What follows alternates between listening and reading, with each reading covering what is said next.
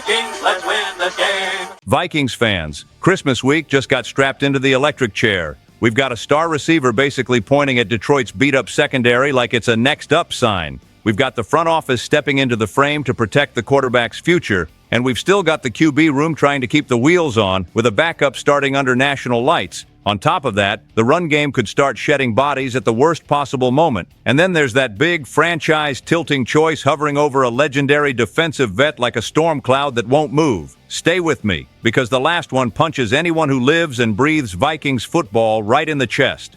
Before we dive in, do me a favor real fast. Ride with this channel. Hit that subscribe button so you don't miss the daily Vikings stuff we keep cranking out, because it seriously helps us keep the engine running. And jump in the comments and tell me what you think happens in this game and how you see the rest of the season playing out. This is pure parking lot debate energy. First thing that smacked me right between the eyes, Justin Jefferson just served Detroit a no sugarcoating message, and it sounds like he's ready to turn Christmas into a noise complaint. He talked about how the Lions secondary always seems to limp into the late season. Then he basically said, "Cool story, that doesn't change our plan." That's exactly how your superstar should talk. Like a shark that doesn't care if the water's choppy. No flinching, no bargaining, no waiting for anybody to get healthy. And he said the quiet part out loud too. Everyone knows the spotlight is going to be glued to number 18 most of the day. Jefferson's point was simple. If they shade coverage his way, everybody else better start cashing in on those one-on-ones. That's the spark plug for me, because it throws a dare at the entire offense. Then his tone got sharp like he was unsheathing a blade. He talked about tossing it up and going to take it. That's not small talk. That's a siren. And here's the curveball that makes it even spicier. The quarterback trying to hit those matchups won't be J.J. McCarthy. Kevin O'Connell announced McCarthy is out for Christmas Day with that very small hairline fracture in his right hand. So rookie backup Max Brosmer gets the start. O'Connell didn't play it cool either. He called it a bummer. He's been loving coaching McCarthy through those moments where things started to click. And with the season already out of playoff reach, that sting still counts. Development is the whole mission right now. Then you've got Kwesi Adolfo-Mensah stepping in with the wide-angle lens. He said he's seen real growth. He's also deliberately keeping his talks with McCarthy upbeat, because the outside world is always hunting for something negative like it's got a coupon for it. Kwesi even pointed to a specific habit. McCarthy steps up in the pocket instead of bolting when pressure shows up. That's a real quarterback tell. It screams they still believe in what's being built. So yeah, Jefferson is talking like a guy ready to grab the steering wheel and yank the game his way, but the whole machine has to run with a different driver this time, and that's exactly why the next part matters. Kwesi didn't just support McCarthy, he went way past that.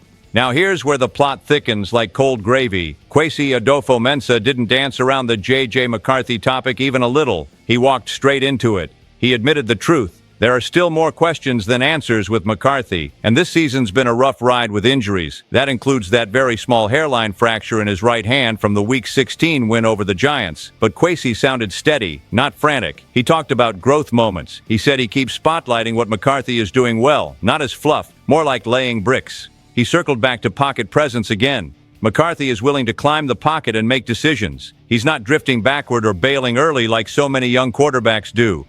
That kind of detail is a window into how they see him long-term. And then Kwesi dropped that Superman analogy that fans are absolutely going to chew on.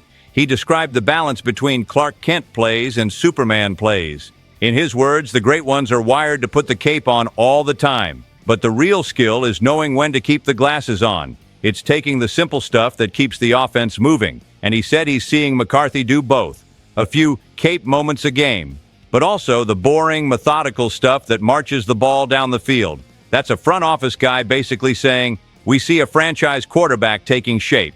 And then right after that optimism, the gut punch lands again.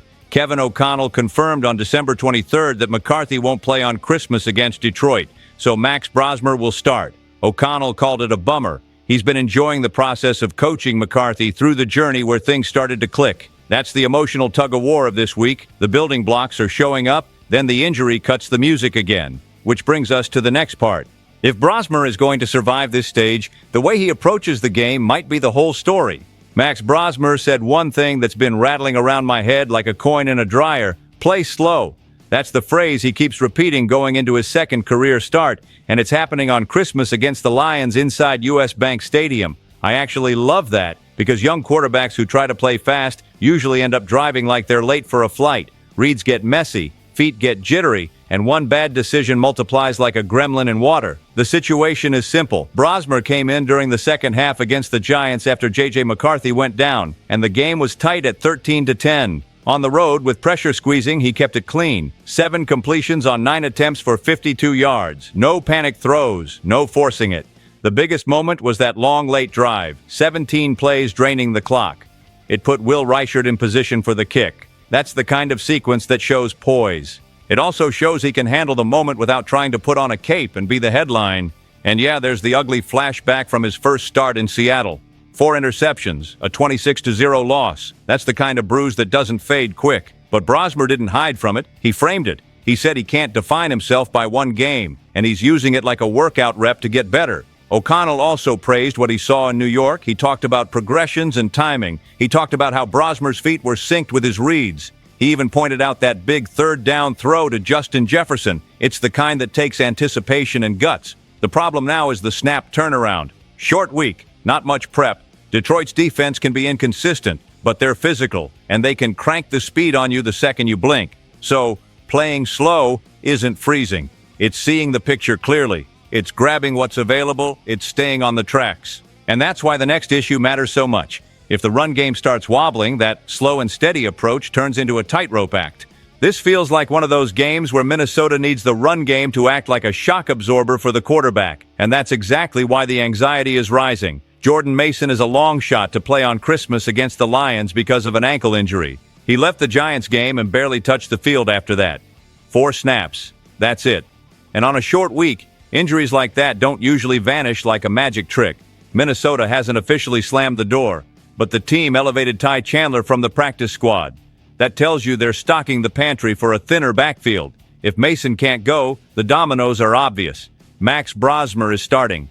And the ideal blueprint is balance. Work the clock. Keep the game manageable. Don't live in third and long like it's a timeshare. But if the running back rotation turns into a quilt of mismatched pieces, Detroit can sit on the pass. They can force Brosmer to do more than you want from a young backup on a national stage. That's how games start sliding off the road. Aaron Jones becomes the centerpiece, and he can carry a lot. But you don't want to pretend 30 touches is a casual favor, especially with the season already decided in the standings. Then you're counting on Chandler and Xavier Scott to absorb meaningful snaps.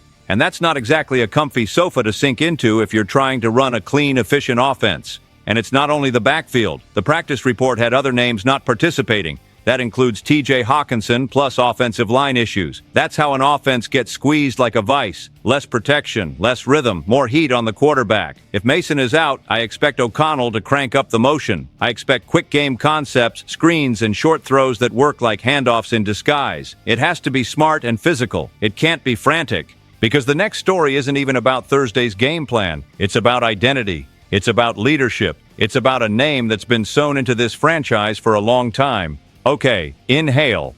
This one isn't just some transaction blip. It's a heart and soul question. Harrison Smith's future is suddenly sitting front and center like a family heirloom on the table. And that's the kind of thing that hits hard if you live and breathe Vikings football. Alec Lewis of The Athletic laid out the reality. Smith might be nearing the end of the road. And if that happens, Minnesota has to think about what comes next. They've already started giving Jay Ward more opportunities late in the season. That looks like the first internal step toward a transition. But the outside options are where the tension starts humming. Names like Brian Cook from the Chiefs come up. Quentin Lake and Alohi Gilman are in that mix too. And there's even the draft idea with a high-end safety like Caleb Downs if he's available.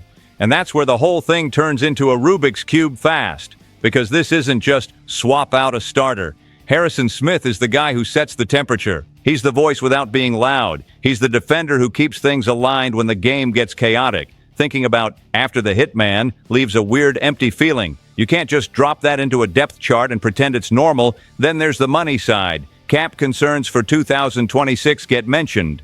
Possible tough decisions elsewhere get mentioned too, and people start wondering what the front office will prioritize. But Smith's situation isn't as simple as cut him and save a ton. His deal is manageable. And the bigger question is whether he wants to keep doing this. Does he still want to step onto frozen turf and play that brand of football?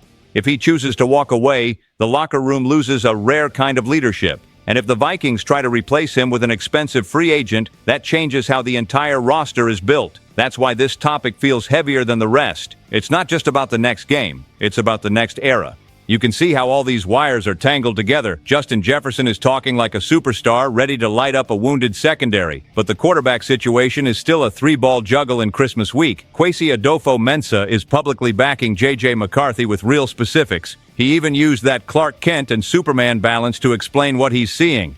Max Brosmer is being asked to play slow under the brightest lights. And that plan gets tougher if Jordan Mason can't go and the run game thins out. Then you stack all of that on top of the weight around Harrison Smith's future, and it hits different. Here's my bold take. The Vikings aren't just finishing a season right now, they're putting their organizational DNA under a microscope.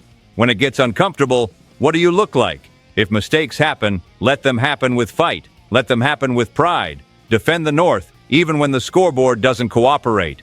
And I want to hear from you. Get in that comment section. This space belongs to everyone who lives and breathes Vikings football. Tell me what you would change as you look ahead to 2026. Stay tuned. SKOL Vikings, let's go.